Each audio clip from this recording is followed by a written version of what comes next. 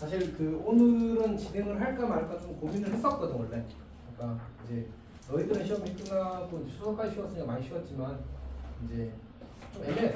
여러 가지 면에서 일정적으로 왜 그러냐면 이제 쌤이 지금 하는 수업은 사실 민중쌤 수업의 백업에 가깝거든.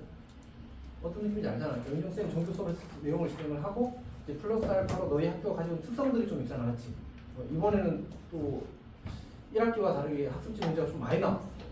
학습지 좀 많이 높게 나왔어가지고 이제 그런 것들 때문에라도 이제 학습지도 좀 그러니까 정규 수업에서는 어쨌든 학습지를 따로 정리해주기엔 조금 부담이 있긴 하잖아 사실은. 그래서 이제 그런 것들도 커버해주고 하려고 이제 계획을 한 수업이야 사실은.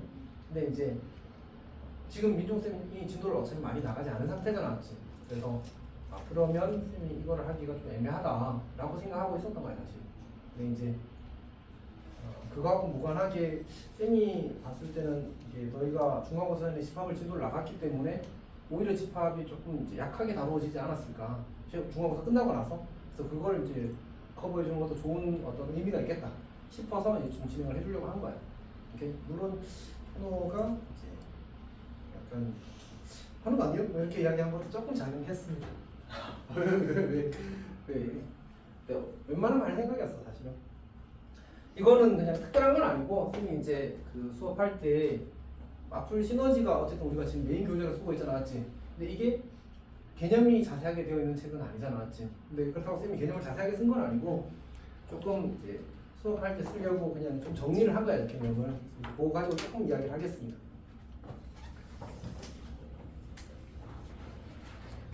자, 일단 이제 시험 문제를 보게 되면 제일 먼저 나오는 문제들이 1번, 2번에 나오는 문제들이 집합 다음 중 집합으로 적절하고 이런 거 나오거든. 그럼 이제 대상을 명확히 구별할 수 있어야 될 거 아니야, 맞지? 그러면 이제 입안에서 키가 큰 사람이라고 이야기하면 누구까지 들어가는 거야? 유현이까지 들어간다고? 쌤은 안 들어?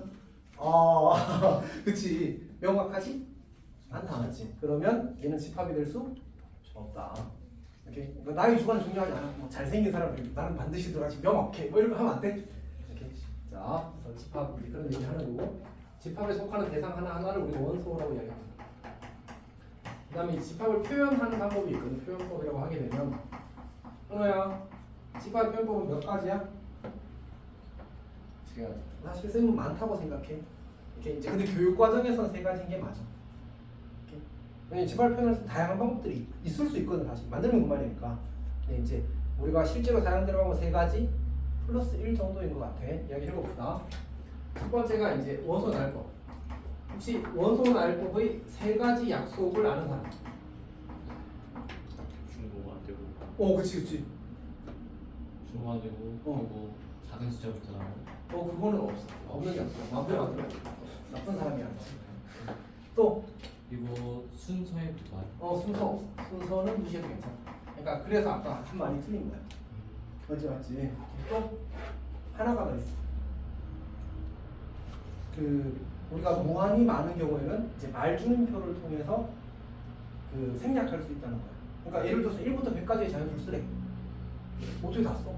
맞지? 1, 2, 3 땡땡땡 쓰고 1, 2, 3 땡땡땡 쓰고 그 다음 뭐라고 쓰지? 쓰고 이렇게 쓰는 거잖아, 맞지? 근데 이거나 혹시 여기다가 두 개만 쓰면 안 될까? 그런 설정이 있나? 살짝 애매해. 사실은 교사용 지도서에 3개 이상 쓰도록 지도한다라고 돼 있어. 어떤 얘기인지 알겠지? 그럼 웬만하면 3개 이상 쓰는 게 좋겠지. 굳이 선생님을 고뇌에 빠뜨릴 필요가 있어, 없어? 선생님이 나를 좋아하나? 그래서 해볼 필요가 없단 말이야 사실은, 맞지? 그러니까 웬만하면 3개 이상. 근데 끝에는 한 개만 써도 된다고 돼 있어. 이건 전부 다 교사용 지도서를 참고하고 이야기하는 거야. 어떤 얘기인지 알겠지? 그래서 어쨌든 이제 우리가 말줄임표를 이용해서 이제 어떤 너무 많은 경우는 생략을 해서 나타낼 수 있다는 약속이 일단 기본이야. 근데 여기에 더해서 쌤이 하나 더 써놓은 건 뭐냐면 일단 이 친구는 원소가 몇 개지? 100개지 100개. 근데 우리 원소를 구별하는 경계가 뭘 거냐?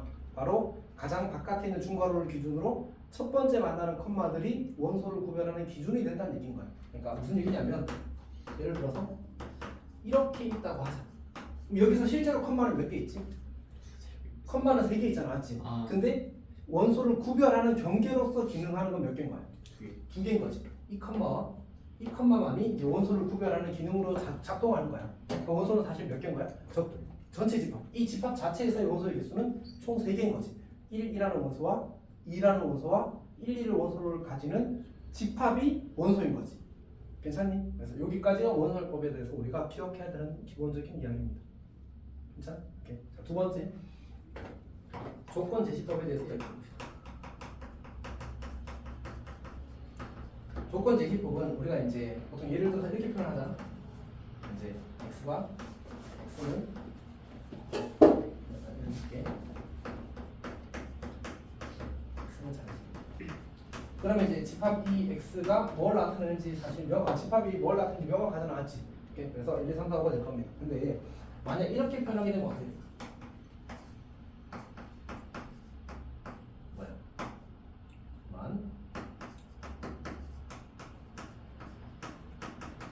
이렇게 되면 이 집합의 원소는 뭐가 되지?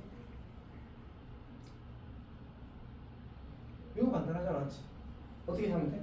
우리가 근데 혹시 조건 제시법에서 이 자리가 누구 자리인지 알아? 무슨 자리인지 알아? 조건 자리 알았지? 어? 너 어제 조건 배웠겠다. 조건이 뭐지? 현우야. 네. 조건이 뭐지? 조건. 어제 수업했을 건데? 조건. 현우가 어떤 애야? 현우요. 현우가 어떤 애야? 현우라고요. 거의 이 수준인데? 설명이 되니? 혹시 아는 사람? 명제. 어? 그건 진짜 사형이야. 명제랑. 명제가 뭐지 명제? 그래 명제가 뭐야? 흐름을 참고 짓을. 그 x에 따라서 오. 그 값이 바뀌는 참고지. 참고지. 너 약간 근데 때릴까? 흑백 논리. 다시 명제는 참과 거짓을 판단할 수 있는 식 또는 문장이야. 괜찮지? 조건은 변수가 있고 그 변수의 값에 따라서 참이 되기도 하고 거짓이 되기도 하는 식 또는 문장이야. 괜찮니? 얘가 지금 뭐야? 변수가 있어 없어? 변수가 있지. n이라는 게 변수야. 그럼 부등식을 만족시키는 n은 누구야? 자연수란 조건까지 있으니까 1, 2, 3, 4, 5가 되겠지. 그것만이 조건 만족하는 수가 되는 거야. 네. 식 또는 문장이야. 항등식은 조건이 될 수 있나요? 항등식? 그 약간 그 애매한 부분인데 일반적으로 명제라고 봐. 왜냐하면 이제 그 참이 이거는 사실 이해할 자신 없으면 고민 안 하는 게 좋은데 그 참이 되게 하는 값이 모든 수가 되는 게 항등식이거든. 그래서 이제 일반적으로 걔는 이제 명제로 분류하는 쪽에 가까워. 이해했어? 명제는 참고해서 판단할 수 있잖아, 맞지? 항등식은 모든 수에 대해서 뭐란 뜻이야? 참이란 뜻이잖아. 그럼 뭐가 되고요? 변수의 값에 관계없이 참이 되어버렸잖아. 그래서 걔도 명제로 가. 그러니까 우리가 이제 x 더하기 y 제곱은 x 제곱 더하기 2xy 더하기 y 제곱 이렇게 주어지게 되면 얘는 사실은 그냥 항상 성립하잖아. 그러면 미지수의 값에 관계없이 성립하니까 참고했을 판단할 수 있어 없어? 있잖아. 있는 거야, 있는 거야. 그래서 쟤는 명제가 되는 거야. 괜찮니? 근데 잘 안 건드리긴 해, 원래는. 잘 안 건드리긴 해. 자, 어쨌든 봅시다. 이 친구가 조건이야. 그럼 요구 자리는 누구 자리지? 여기. 여기 거기 아마 써놨을 건데 여기는 원소의 형태 혹은 원소의 모양입니다. 그럼 이걸 그대로 살려서 쓰면 이 집합은 어떻게 표현하는 게 맞냐면 2 곱하기 1 빼기 1, 2 곱하기 2 빼기 1, 2 곱하기 3 빼기 1, 2 곱하기 4 빼기 1, 2 곱하기 5 빼기 1 이렇게 쓰면 사실 된단 말이야. 근데 어차피 2 곱하기 1 빼기 1이랑 뭐가 같아? 1이랑 같잖아. 이거랑 등호를 이용해서 이렇게 쓸 수 있잖아, 맞지? 그러면 같은 거랑 뭐 해도 괜찮다는 얘기야? 바꿔 써도 괜찮다는 얘기야. 똑같은 건데 뭔 상관이 맞지? 그래서 얘를 우리가 보통 이제 1, 3, 5, 7, 9라고 이렇게 계산 다 해서 쓰겠지. 굳이 저렇게 쓰기보다는. 어떤 얘기인지 알겠지? 오케이. 그러니까 조건 제시법이라는 것은 이 뒤에는 조건을 만족하는 요렇게 생긴 놈들로 이루어진 집합이야. 근데 요렇게 생긴 놈들은 이렇게 다 써야 되는데 귀찮아 안 귀찮아? 귀찮잖아, 맞지? 그래서 그걸 간단히 표현할 수 있다면 간단히 고쳐 써도 어떻다는 얘기야? 괜찮다 이런 뜻이야. 여기가 괜찮니? 오케이. 자, 그 다음에 세 번째가 이제 우리가 매우 좋아하는 벤 다이어그램.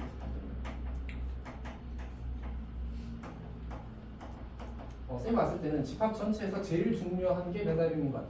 고등학교 과정에서. 고등학교 과정에서 저걸 잘 쓰는 사람이 집합을 잘 하게 될, 그러니까 어려운 문제를 잘 풀 가능성이 높아진다. 이게 진짜 중요해. 여튼 그건 그렇다 치고, 벤다이빙을 배우게 되면 이제 이 질문이 생겨. 벤다이빙에서는 약속이 있을까 없을까? 당연히 있겠지만, 맞지? 내가 이 집합을 편의상 A라고 하자. 이 집합은 원소가 누구지? 원소 날 거로 쓰면? 1, 3, 뭔 소리야? 1, 2, 3, 4, 5지? 바보다.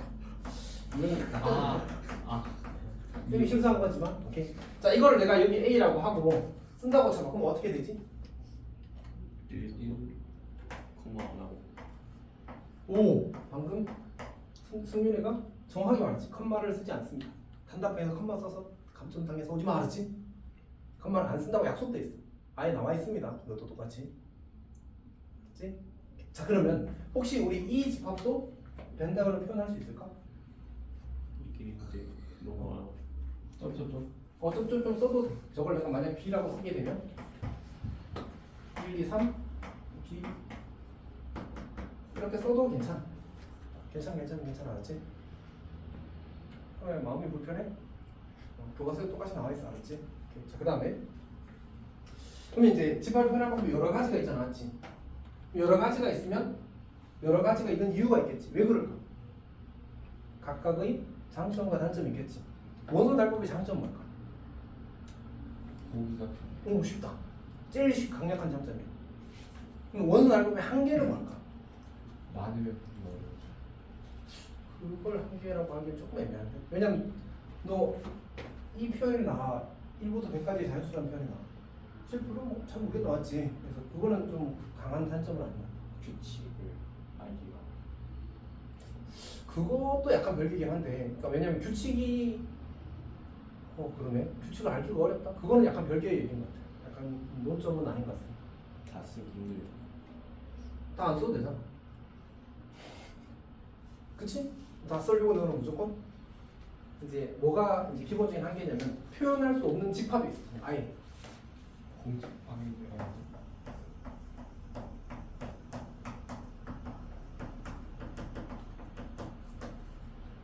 1과 2 사이 실수는 몇 개쯤 되지? 1억 5천만 개 정도 되나? 무한히 많다. 그걸 다 쓸 수가 있다 없다? 없다. 그리고 그게 그 집합이 저걸 나타낸다는 것도 표현하기 힘들어. 그러니까 내가 원소를 얘를 어떻게든 표현을 한번 해보려고 해도 표현할 수가 없어. 어떤 얘기인지 알겠지? 근본적인 한계를 가지고 있는 거야. 오케이? 그럼 조건 제시법은 장점이 뭘까? 아니 단점이 뭘까? 단점.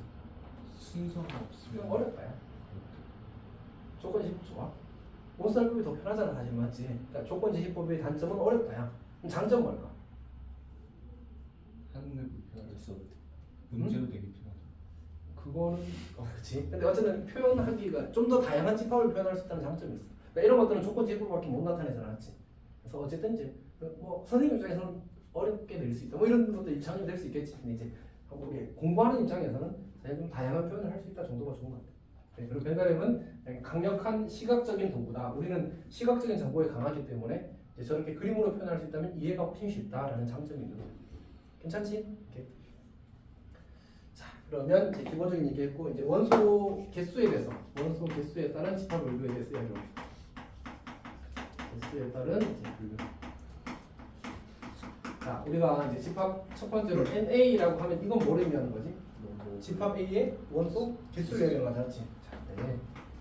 그럼 이게 유연이가 낚일지 안 낚일지 궁금한데 한번 트라이 해보자. 뭐. 자, 이거는 뭔 말인지 다 알지? 그렇죠. 모를 리가 없지, 맞지? 자, 그러면 우리가 집합을 원소의 개수에 따라서 분류할 수 있거든. 그럼 몇 가지 종류로 분류할 수 있을까? 생각해. 오, 멋있다. 몇 가지 종류로 분류할 수 있을까? 원소의 개수에 따라서 집합을 분류하는 방법 몇 가지일까? 혹시 자기는 확실히 안다 했어. 유연이 지금 고뇌에 들어갔거든. 확실히 안다. 현호. 세 가지. 제일 질문이죠. 그러니까 집합을 원소의 개수에 따라서 몇 가지로 분류할 수 있습니다. 세 개, 두 가지. 두 가지가 맞아. 두 가지야. 공집합은 유한 유류가 아니야. 유한집합의 특수한 케이스. 그래서 가끔 서술형에 이제 뭐 기억, 니은, 디귿, 리을, 미음, 몇 이렇게 해놓고 그런 거 있잖아. 이제 괄호 1번 유한집합을 모두 쓰시오. 괄호 2번 무한집합을 모두 쓰시오. 괄호 3번 공집합을 모두 쓰시오. 이렇게 나온단 말이야. 근데 내가 공집합이랑 유한집합이랑 공집합의 유한집합의 특수한 케이스라는 걸 모르면 어떻게 되겠어? 유한집합의 공집합을 빼고 쓴단 말이야. 실수인지 실력인지 잘 모르겠지만 그렇게 되면 안 된다는 얘기 알았지? 공집합은 유한집합이긴 한데 더 특수한 경우라고 봐야 돼. 알았지? 그래서 분류는 두 가지랍니다. 그러면 알았지? 유연이도 뭐 틀렸으니까. 그래서 혹시 유한집합이 뭔지 아니? 알아? 그몇 가지가 있는지 아는 집합. 한 개가 있는 집합. 그건 정확해. 유한집합은 원소의 개수가 유한개인 집합이야. 가끔 학생들이 이제 셀 수 있다라고 착각을 하거든. 셀 수 있는 집합은 분류 기준이 달라. 가산집합이라고 해서 나중에 너희가 혹시 수학과를 가면 공부할 거야, 알았지? 셀 수 있다는 자연수도 셀 수 있다고 표현해 수학에서.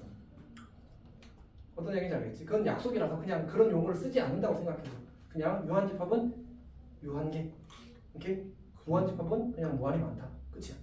더 하지 않아. 저 1보다 x는 크고 2보다 작다 x의 실수 저거는 무한집합. 무한집합이 당연히.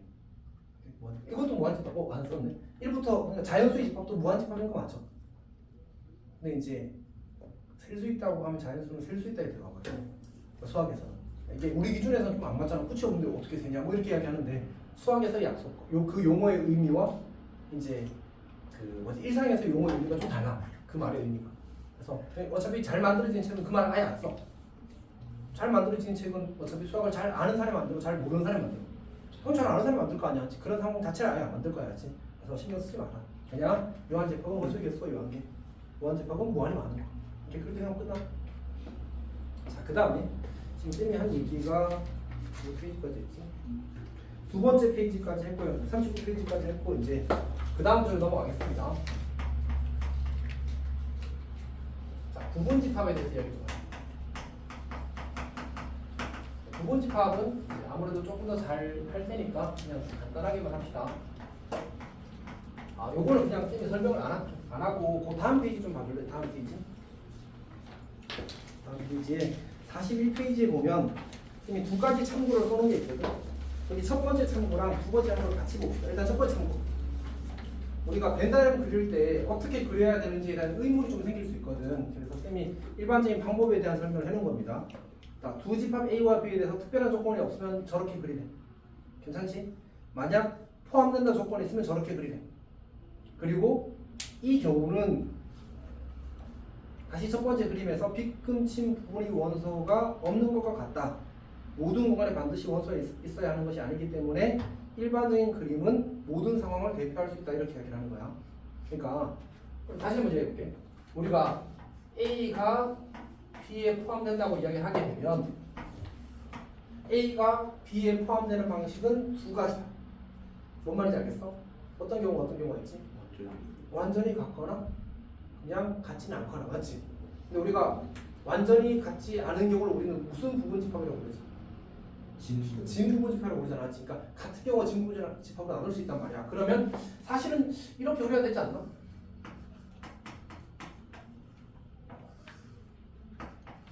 이렇게 그려야 되지 않나? 벤다이어그램 두 개? 그러니까 이런 의문들이 생기더라고. 쌤 말은 거기서는 말은 의미는 뭐야? 굳이 이걸 그리지 않아도 괜찮아. 그러니까 이 부분이 요 사이 부분이 공집합인 경우가 바로 요 경우다라는 얘기야. 그러니까 이걸 표현하면 여기에 꼭 원소가 들어있다는 뜻이 아니거든. 그래서 그것까지도 그냥 한 번에 표현하는 거라서 우리는 굳이 두 개를 그리지 않는다는 얘기야. 어떤 얘기인지 알겠지? 예전에 저걸 두 개를 다 같이 설명하는 쌤들 봤는데 쌤 봤을 때 내가 그 설명을 들으면서도 오히려 더 헷갈린다는 생각을 좀 많이 했어. 그래서 그냥 일반적인 표현에서 여기가 꼭 채워져 있지는 않다라고 생각을 해주는 게 더 좋은 것 같아. 그래서 그 이야기를 써놓은 거야. 괜찮지? 그럼 두 번째는 이 친구와 이 친구의 사이. 유연이 이거 잘하니? 네. 오, 자신? 자, 그러면 거기 쌤이 다 써놨거든. 자, 요것만 합시다. 우리가 A가 집합, 뭐, 라지 A의 원소면 이렇게 쓰는 거야, 알았지? 여기가 누구 자리? 원소 자리. 여기가 누구 자리? 집합 자리. 좀 초딩 같지만 보통 이렇게 설명합니다. 큰 쪽으로 이걸 버린다. 17년 동안 쓰는 방법이 갖고 나와. 뭐 어쨌든 자 그다음에 여기 A가 있고 여기 B가 있어. 그러면 이때도 큰 쪽으로 이걸 버리면 돼. 괜찮니? 오케이. 여기는 누구? 여기도 집합, 여기도 집합. 근데 이 집합에 포함된다는 말이 의미가 뭐지? 같거나 아니면 같지 않을 수도 근데 그거는 이제 아까 요 상황에 대한 설명으로는 적절했지만 지금 질문에 대해서는 적절하지 않습니다. 어떤 집합이 이 집합이 부집합이 된다는 말의 의미는 뭐지? 이 친구의 모든 원소가 여기서 찾아올 수 있습니다. 다시 이 친구의 모든 원소가 여기 찾아올 수 있으면 돼. 괜찮아? 자 그럼 그 밑에 쌤이 얘 하나 해놨거든. 거기 아마 틀린 게 한 2개인가 3개인가 있을 겁니다. 찾아보십시오.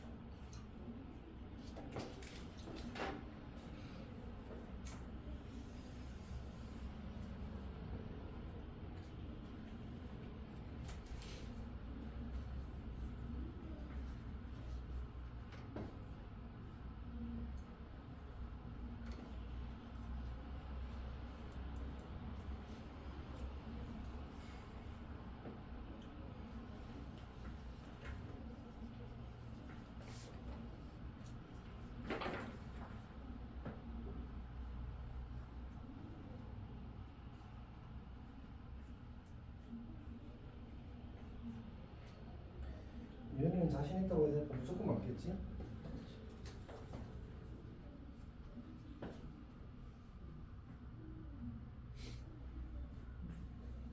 현우야 다 봤어? 끝까지? ING? 아직 중이야? 승민이는? 중? 현우는? 다 봤어? 자신 있어? 유연이는? 네, 자신 있어요. 한번 해봅시다. 틀린 게 몇 개야? 2개. 오, 두 개. 자, 두 번째 줄에 몇 번째 거? 이렇게 줄이야? 이렇게 세로 줄로. 세로 줄로. 첫 번째 줄에는 다 맞지? 첫 번째 줄이 다 맞아. 그리고 이거라. 자, 두 번째 줄에 두 번째 게 틀린 거지. 네. 세 번째 줄에 이거 세 번째 게 틀린 거지. 그렇죠. 잘 합시다. 시험에서 이거 하나 어긋나면 그냥 틀린 거야. 그렇잖아, 맞지? 해야 된다. 근데 나름 헷갈리게 만들었어. 그래서 유연의 자신감이 좋은데. 세 번째 줄 안 봐가지고. 근데 어차피 선생님 틀린 게 2-3개 정도 있다고 했잖아. 승민 혹시 질문 있어? 중에서? 혹시 이거는 왜 맞나요? 이런 거? 왜 틀리나 이런 거? 그냥 다 헷갈려? 아니 그러는데 그치. 네, 할 수 있을 것 같아요. 잘 해야 돼, 알았지? 그리고 첫 번째 줄네 번째. 네 번째, 이게 항상 이렇게 기억을 해야 돼.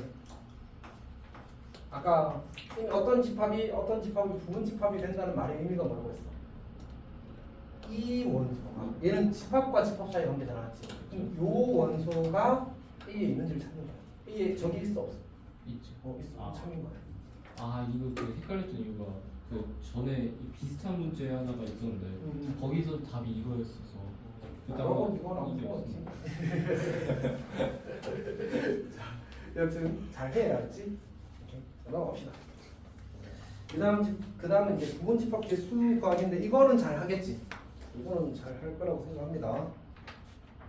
요거는 더 많이 하게 되니까 아마 잘 할 것 같습니다. 43페이지 갑시다. 43페이지. 거기서도 이제 원소 n개짜리 부분 집합 총 개수는 이 n제곱해라 이런 것도 잘 할 수 있겠지 하면 거기 1번부터 6번까지 중에서 혹시 궁금한 거 있어? 그러니까 동그라미 2번에 이제 도번호로 1번부터 6번까지가 있잖아, 맞지? 로마자로, 로마 숫자로. 다 괜찮아?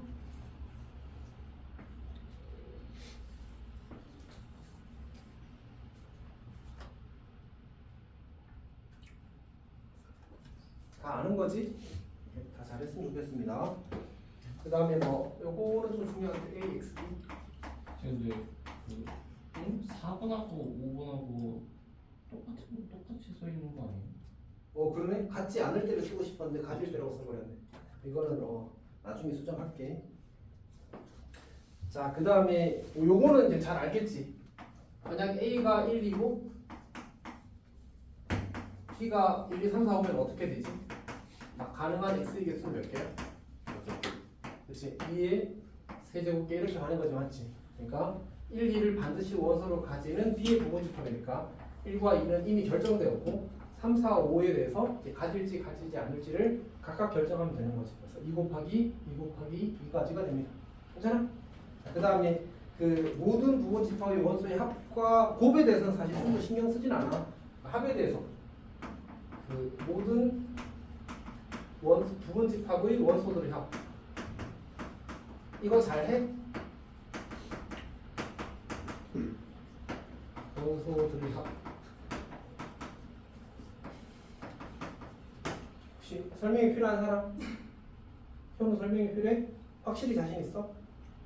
그럼 다시 이제 모든 부분집합들의 원소들의 최소값의 합 혹은 최대값의 합 이것도 괜찮아? 유연이 괜찮아? 그냥 같이 한번 해볼까? 안 해도 될 것 같아? 오, 승윤이 위에 거 한번. 위에 거? 그럼 저거 우리 두 개 다 같이 한번 해보자. 여기서. 봅시다. 우리가 이제 예를 들어서 1, 2, 3이라는 원소를 가진 집합이 있다고 하자. 여기 모든 부분 집합을 써볼게. 별거 아닙니까? 맞지? 근데 쓸 때 어떻게 써야 될 것 같아? 우리는 수학은 규칙을 다루는 거거든. 그래서 막 쓰는 게 아니고 원소 0개짜리 부분집합, 1개짜리 부분집합, 2개짜리 부분집합, 3개짜리 부분집합 이렇게 쓰고 썼으면 좋겠어.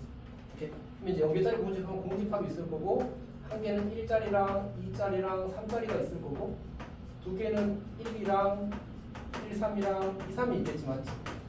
그리고 3개짜리는 1, 2, 3이 있을 거야. 여기까지 괜찮니? 우리는 이 모든 원소들의 합을 구하고 싶은 거야.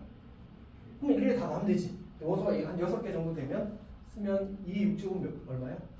64개 쓰면 약간 승질이 나겠다, 맞지? 그렇게 할 수는 없단 말이야. 그래서 이걸 통해서 뭘 하자는 얘기야? 구조를 이해해보자라는 얘기야. 괜찮지? 봅시다. 1이 몇 개 있을까? 2는 몇 개 있을까? 2도 4개 있어. 3은? 4개 있지. 왜 4개씩 있을까? 우리 이 친구의 부분집합은 결국 이제 여기 원소를 채울 거 아니야, 맞지? 근데 이 원소가 될 수 있는 수는 누구밖에 없어? 1, 2, 3밖에 없어, 맞지? 근데 만약 1이 들어간 부분집합은 여기 뒤에 2에 대해서는 몇 가지 선택지가 있어? 들어가거나 들어가지 않거나. 3도? 그럼 총 몇 개야? 4개. 그래서 1이 4번 든 거야. 2도? 1에 대해서 2가지, 3에 대해서 2가지. 결국은 우리는 어떻게 하면 돼? 1 더하기 2 더하기 3은 몇 번? 4번 하면 되는 거야. 만약 예를 들어서 1, 2, 3, 4, 5 이렇게 있다고 치자. 그럼 얘는 모든 원소의 합, 부분집합의 모든 원소들의 합을 구하. 그럼 어떻게 하면 돼? 똑같이 1 더하기 2 더하기 3 더하기 4 더하기 5 한다면 여기다 넣으면 되지? 2에 4제곱 하면 되겠지. 1이 들어있는 게 1을 넣어버리면 2, 3, 4, 5에 대해서 각각 몇 번의 선택지가? 각각 2번의 선택지가 있을 거 아니야. 그래서 2에 4제곱 이렇게 되는 거야. 괜찮아? 오케이. 자, 그럼 다시. 두 번째는 이제 모든 부분집합들의 원소의 최소값, 최대값의 합을 구할 건데 최소값을 한번 해보자. 오케이. 최소값을 하면 최대값도 할 수 있을 테니까. 자, 그럼 봅시다. 여기서 1이 최소의 원소인 부분집합은 몇 개 있을까? 4개. 근데 애초에 1은 제일 작은 수라서 무조건 1이 들어있기만 하면 1이 제일 작은 부분집합 아니야? 1이 제일 작은 원소 아니야? 맞지? 2가 최소의 원소인 부분집합 몇 개 있어? 2개. 왜 2개 있지? 1이 없어요. 2랑 3 중에서. 그러니까 약간 조금 더 다시. 여기는 1이 있기만 하면 무조건 1이 최소 원소야. 그러니까 1이 최소 원소가 되는 집합은 총 4개 있어. 맞지? 근데 2가 최소 원소가 되는 집합은 2개 있고 3이 최소 원소가 되는 집합은 1개 있단 말이야. 왜 이렇게 되었을까? 1이 들어있는 부분집합은 몇 개? 4개 맞지? 그러니까 이렇게 쓴 거야, 맞지? 근데 2가 들어있는 부분집합은 4개인데 그 중에 2개는 누구랑 같이 있어? 1이랑 같이 있어. 그러니까 2가 있어도 1이랑 같이 있으면 얘는 최소값이 될 수 있어, 없어? 없는 거야. 그럼 어떻게 해야 돼? 1이 없고 2는 있고 3은 마음대로니까 결국 1 결정, 2 결정, 3은 없어. 3은 마음대로. 그럼 두 가지. 그래서 두 가지가 된 거야. 오케이? 자, 그럼 다시 이번에 똑같이 1, 2, 3, 4, 5에 대해서 한번 해보자. 그럼 어떻게 하면 1이 최소 원소가 되는 부분점은 총 몇 개 있을까? 1이 있고 나머지는 지문대로 전화왔지. 2의 4제곱. 밑에 거 보는 거죠. 요거. 그럼 2가 최소 원소인 부분점은 몇 개 있어? 8. 그치. 2의 세제곱. 3이 최소 원소인가? 네. 그치. 그렇게 하는 거지. 괜찮니? 이게 최대 원소, 최소 원소에 대한 얘기. 자, 그러면 몇 집합은 별로 중요하지 않아서 여기까지 하면 집합의 뜻에 대해서 다 설명이 끝났거든. 이렇게. 잠깐만 시너지 잠깐 봅시다.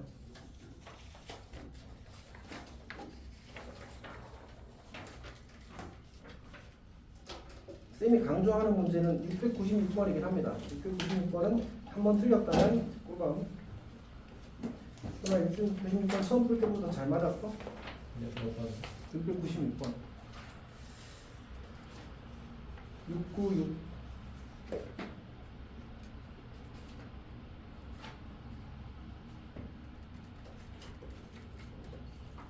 잘 풀었어? 네. 틀린 흔적이 보이는데? 자, 그게 조심해야 되는 문제라서.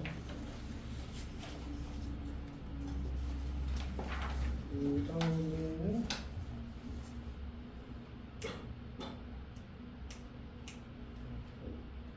나머지는 뭐 괜찮을 것 같습니다.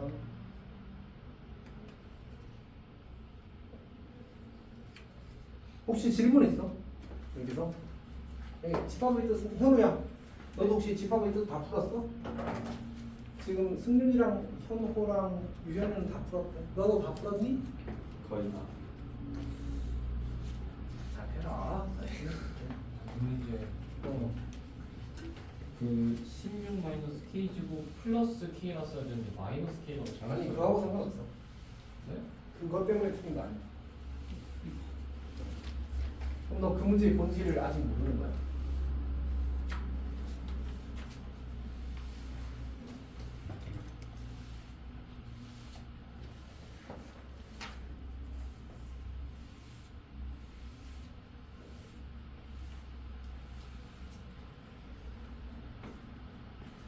그 문제 조건이 몇 차 방정식이야?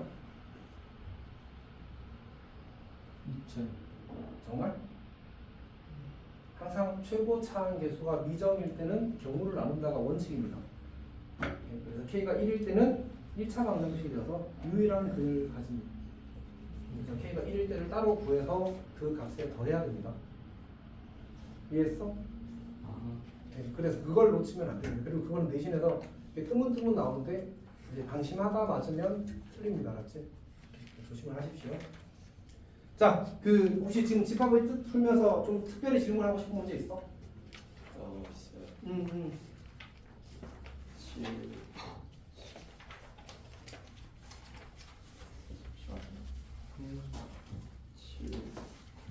731. 731? 이거는 약간 실험이 생각나는데.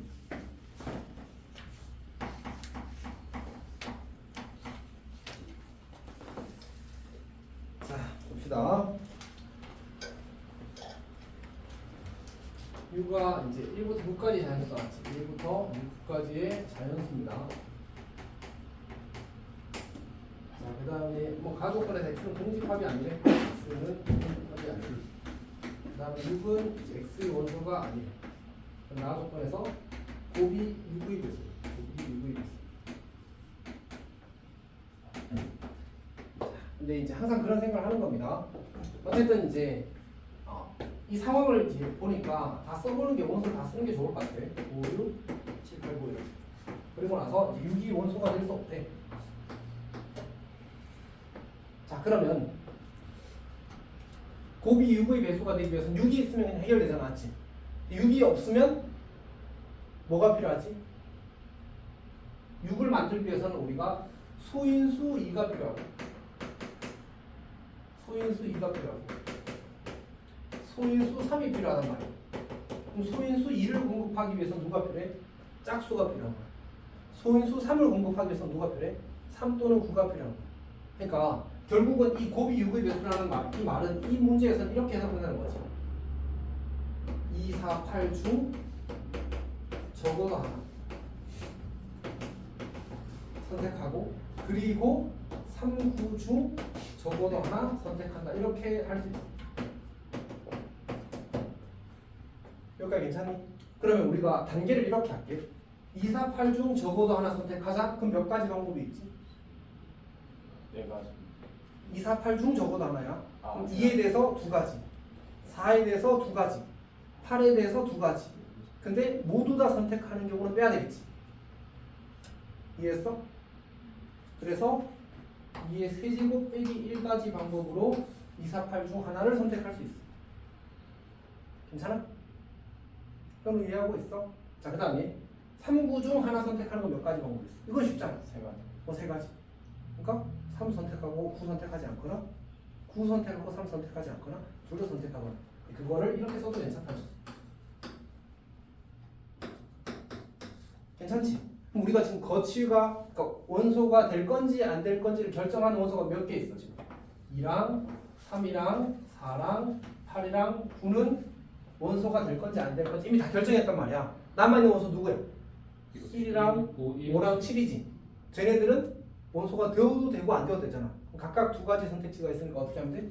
곱하기 2의 세제곱 이렇게 푸는 거. 그럼 괜찮아? 네, 이렇게 하는 겁니다. 물론 전체에서 6의 배수가 안 되는 걸 빼도 괜찮긴 한데 이 문제는 이런 게 조금 더 쉬운 접근이긴 합니다. 자, 또 질문. 745. 745 봅시다. 자, 문제에서 보면 홀수 또는 소수를 적어놔. 홀수 또는 소수를 적어놔.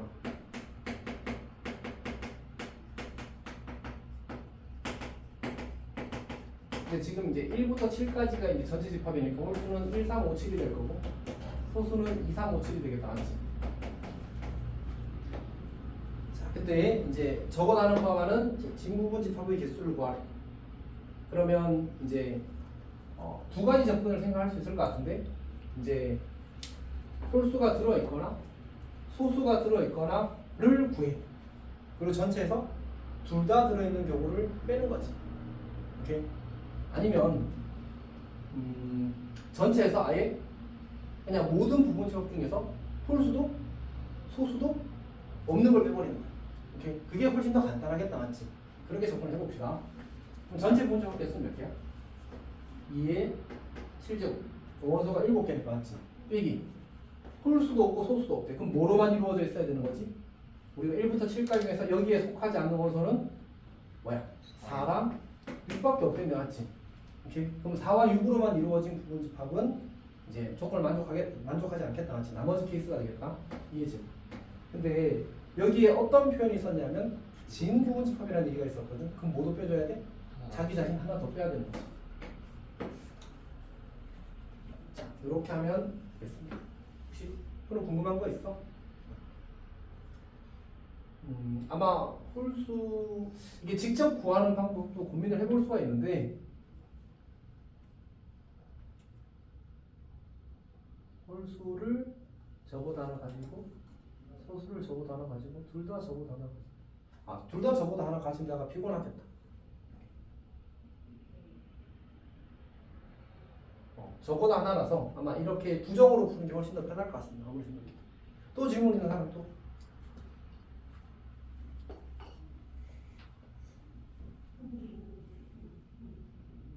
괜찮아?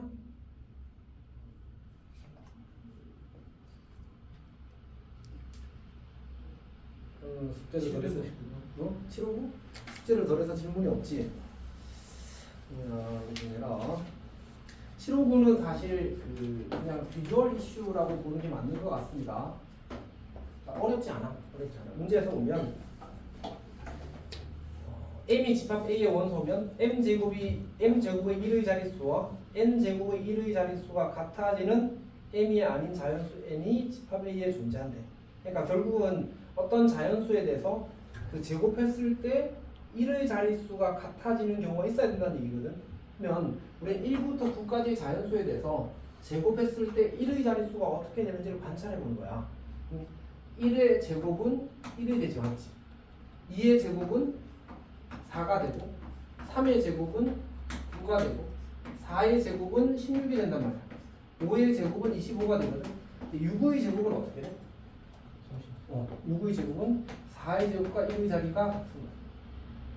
7의 제곱은 3의 제곱과 1의 자리가 같고 8의 제곱은 9의 제곱은 이렇게 되는 거야. 그러면 지금 1의 자리가 같은 수가 총 몇 개씩밖에 없어. 무조건 2개밖에 없는 거야. 1의 자리 같은 거 2개? 2개? 그러면 만약 얘가 이 1이라는 수가 집합 A의 원소야. 집합 A 맞지? 집합 A의 원소야. 그럼 누구 더 있어야 된다는 얘기야? 9가 들어가 있어야 돼. 그래야 1의 제곱과 9의 제곱과 1의 자릿수가 어떻게 돼서 같아져서 조건을 만족하게 되는 거지. 괜찮니? 네. 그러면 문제에서 뭐래? 공집합이 아닌 집합 A의 개수로 가래. 그러면 결국 집합 A가 만들어주는 상황은 뭐가 있지? 이거 두 개, 1과 9를 둘 다 가지거나 얘를 둘 다 가지거나 얘를 둘 다 가지거나 얘를 둘 다 가지거나 이거밖에 없겠지. 근데 혹시 이거랑 이거랑 모두 가지면 되나 안 되나? 괜찮아. 맞지? 어차피 괜찮아. 1이 있으면 9가 있고 2가 있으면 8이 있으니까 다 조건 만족하는 거지. 오케이? 그러니까 요 각각에 대해서 몇 가지 선택지가 있는 거야? 포함될래 안 될래? 포함될래 안 될래? 포함될래 안 될래? 포함될래 안 될래? 그래서 2의 4제곱 근데 공집합 빼야 돼. 전부 다 안 들어가는 경우가 있을 수 있습니다. 혹시 질문이 너무 이 문제 안 읽어봤었지? 읽어봤어요. 방금 읽어봤지? 네. 그래. 그런 걸로 때리지 않으니까. 승윤이도 잘 이해했어? 낯선 표현이라서 그 앞에 있는 문제들은 다 똑같은 표현이잖아, 맞지? 뭐 이제 곱해서 얼마가 되네, 그다음에 더 빼서 얼마가 되네 이런 거밖에 없잖아, 맞지?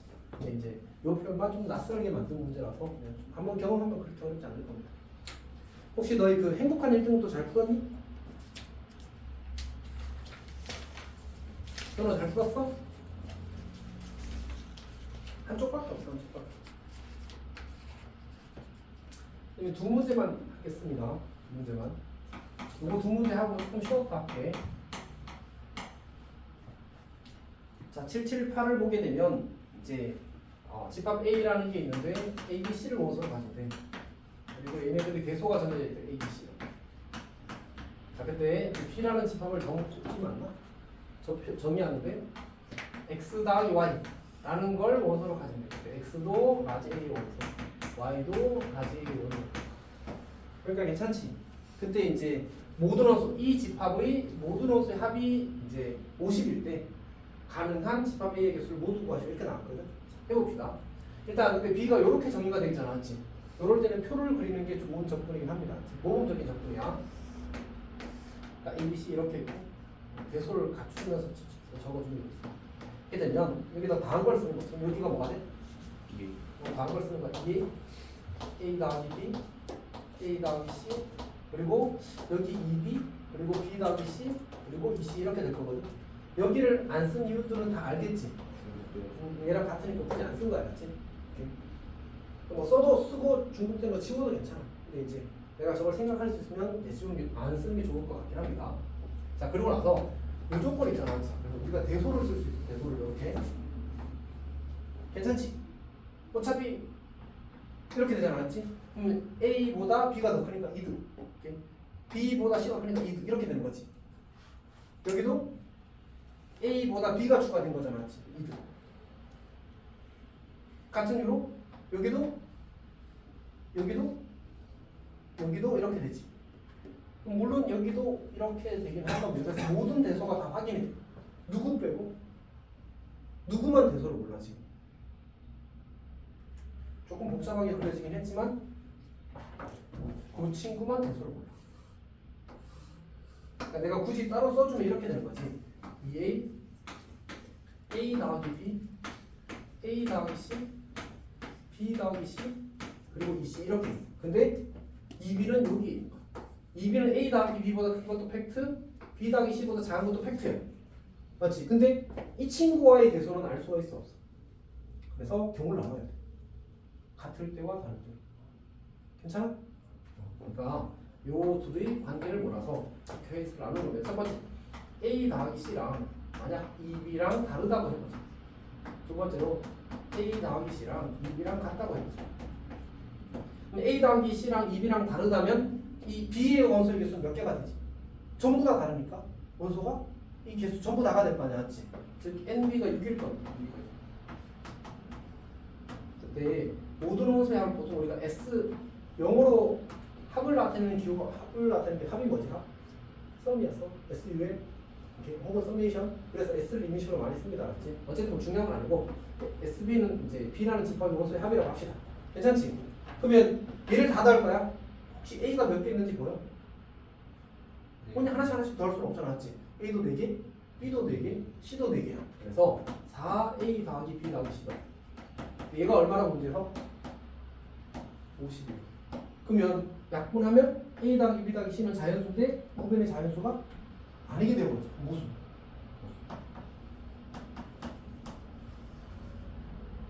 괜찮아?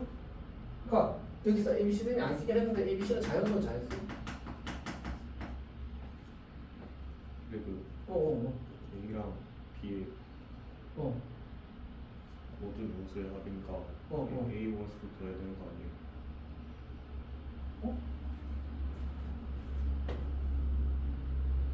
아니 집합 A는 A, B, C이고 집합 B의 모든 원소의 합이 50이다 이렇게 읽어야 돼.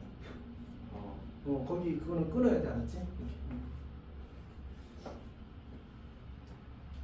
그리고 이제 문제가 혹시나 이제 오해가 있게 적혀 있다고 생각할 수도 있는데 쌤이 봤을 때는 이제 아마 약간 너가 읽으면서 잠깐 착각하는 걸 겁니다. 그렇게 오해 여지가 있게 적힌 것 같지는 않아, 알았지? 자, 그다음에 이제 A 더하기 C가 2B인 경우를 봅시다. 그러면 다당은 어떻게 돼야 되지? 그냥 요거 5개만 더해도 괜찮지? 입이 빠져야 되니까, 맞지? 요거 5개만, 요 위에 줄 5개만 더 한다고 생각해봐. 그럼 A가 몇 개 있어? 4개. B만 2개 준 거잖아, 맞지? 그러니까 4A 더하기 SB라는 친구는 자, 이렇게 씁니다. NB가 5가 될 거고 이때 SB라는 친구는 4A 더하기 2B 더하기 4C 이렇게 되겠지. 근데 A 더하기 C가 뭐야? 2B잖아. 여기 A 더하기 C가 몇 개 있어? 4개. 4개 있지. 그러면 2B가 4개니까 몇 B? 10B. 8B, 2B에서 10B가 되겠지. 그게 얼마라고? 50. 그럼 B는 얼마? 그럼 B를 여기다 대입하면 A 더하기 C가 얼마라는 정보를 얻었어? 10이라는 정보를 얻었지, 맞지? 근데 우리는 가능한 집합 A의 개수를 구하라고 했거든. 그러니까 A라는 집합은 지금 어떤 상태인가? A, O, C 이렇게 구성된 거야, 맞지? 근데 A 더하기 C는 뭐만 되기만 하면 돼? 10이 되기만 하면 되는 거야. 그럼 그런 거 몇 가지 있어? A가 1, 9, 5, 2, 8, 3, 7, 4, 6, 5는 안 되잖아, 맞지? 저기 다 다르다고 했으니까. 그래서 가능한 A의 개수는 4가지구나 이렇게 푸는 겁니다. 그래요. 쌤이 타기 꿀밤을 때려도 될까? 네. 너 지금 졸려. 한 문제만 더 하고 싶게 알았지? 한 문제만 하고 싶게.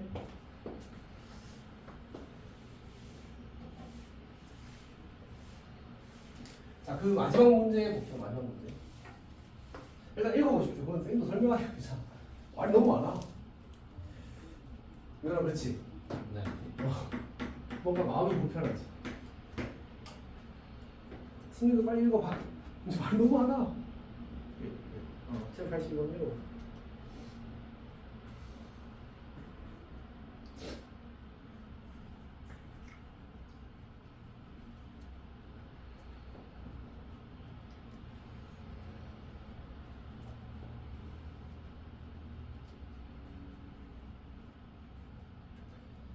자, 그 적당히 읽었으면 괜찮습니다. 여기 봅시다.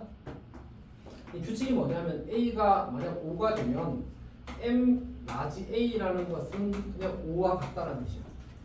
D가 만약 1, 2, 4가 되면 그러면 이제 M 라지 D라고 쓰게 되면 이 말은 제일 큰 원소는 일단 더하고 그 다음 큰 원소는 빼고 그 다음 큰 원소는 더하라. 이게 규칙. 괜찮아? 그럼 이제 C는 유연이가 한번 말해볼까? 1, 2, 4, 5 이렇게 넣읍시다. 네. MC는 뭐가 돼? MC는 이제 5 마이너스 4 어. 플러스 2 어. 1. 이렇게 하자는 얘기야. 간단하지 규칙 자체는. 그러니까 말로 써놓으니까 이제 그걸 이제 어렵게 되는 거지. 실제로는 그렇게 복잡한 규칙은 아니긴 해. 오케이? 자, 근데 이제 우리한테 무슨 집합이 주어진 거지? 우리가 1, 2, 3, 4, 5라는 집합이야. 1, 2, 3, 4. 5개의 원소를 가진 집합이 주어졌대. 자, 그때 문제에서 요구하는 게 뭐냐면 이제 공집합이 아닌 서로 다른 부분 집합에서 저 m 값 다 구해서 더하라는 게. 곤란한데? 맞지? 왜 부분집합 총 몇 개 할까? 공집합이 아닌 거라고 했으니까 31개 공집합 아닌 거. 아 공주 아닌 거예요. 31개에 대해서 m 값 다 구하면 너무 험난하다 맞지? 우리한테 뭔가 규칙을 발견하길 바라는 거야. 이렇게 보니까 우리 아까 여기 최소 값을 합 구한 거 그런 것처럼 해보라는 얘기. 한번 해봅시다. 일단은 쌤도 이제 문제를 보고 고민했을 거 아니야, 맞지? 처음에 5에 대해서 5가 제일 크니까 큰 수분은 무조건 다 하잖아, 맞지? 5가 제일 크니까 5부터 생각해봤어. 오케이? 자, 그럼 봐봐. 5가 들어있기만 하면 어떤 일이 생겨? 5는 무조건 더해지기만 하겠지. 왜? 5는 제일 큰 수일 테니까 무조건. 그러면 5가 들어있는 부분 제곱이 총 몇 개야? 총 16개. 아, 그러니까 5는 16번 더해져. 2의 4제곱이라고 쓰죠. 2의 4제곱번 더해져. 이렇게. 자, 이제 4에 대해서 생각해보자. 그럼 4는 어떻게 될까? 4는 3번 빼고 나머지 아니지. 깨져요. 아니지. 잘 생각해봐. 5랑 4랑 같이 있으면 어떻게 돼? 빼야 돼. 근데 5가 없고 4만 있으면 3번 더해줘야지. 그럼 4가 지가 짱이니까. 뭐가 없으면 지가 1등이지, 맞지? 괜찮니? 아, 그러니까 4는 이렇게 되는 거야. 5도 없고 4도 없는 부분집합. 5가 없는 부분집합은 몇 개야? 5가 없고 4가 있는 부분집합. 2의 세제곱계 맞지? 5도 있고 4도 있는 부분집합은 몇 개야? 그것도 8개. 그럼 그거는 신기하네. 얼마야? 3도 비슷하게 되지 않을까? 그럼 생각해. 3은 앞에 5와 4가 다 있으면 어떻게 해? 그러면은 더해야 되잖아. 지금 5, 4, 3 세 개가 다 정해졌으니까 몇 가지야? 2의 제곱번 더해지는 거야. 맞지? 근데 만약 5도 없고 4도 없으면 어떻게 돼? 그때 더해지지. 그런 건 몇 개야? 2의 제곱개야. 괜찮지? 근데 만약 5만 있고 4는 없으면 5는 없고 4만 있으면 얘도 얼마야? 그럼 이 밑에 건 해봐야 돼, 안 해봐야 돼? 안 안 해봐도 되지. 0, 0이겠지. 답은? 괜찮니? 그러니까 이렇게 생각을 하는 문제야. 이렇게 생각을 하는 문제. 그리고 이 문제는 해설풀이도 매우 괜찮거든. 그러니까 그 구조에 대한 얘기라서 출제자의 의도가 좀 하나에 들어가 있는 것 같습니다. 그건 읽어보도록 하십시오. 알았지? 이렇게. 잠깐 쉬었다가 유엔이도 정신 좀 차리고. 자, 10분 조금 더 넘을 수도 있어. 쌤도 지금 밥을 못 먹어서 간단하게 샌드위치 먹고 올라올 거니까 조금 걸릴 수도 있어. 알았지? 이렇게. 그러면 좀 쉬다가 너무 쌤 내가 이러면 하지 말고 문제 좀 풀고 하십시오. 알았지? 여기는 푹 쉬어. 너는 집중할 수 있는 거 나은 거야. 오케이? 이렇게 합시다.